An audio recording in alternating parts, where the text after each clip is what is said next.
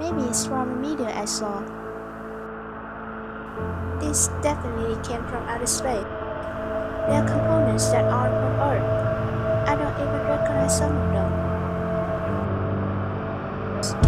If we have one, then there's got to be more problems out there. Is it a normal rock?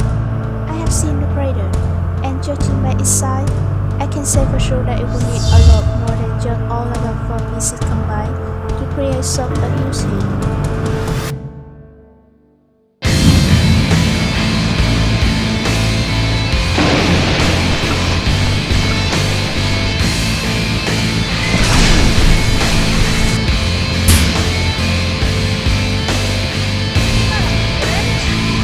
No! Damn it! How did the person even do that? It didn't use her such a boost of power. As long as we have each other's back, I don't think we'll be a problem.